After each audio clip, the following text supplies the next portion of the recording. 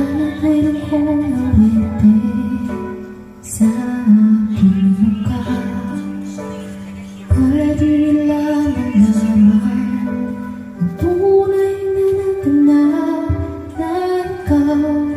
at ako ay hindi na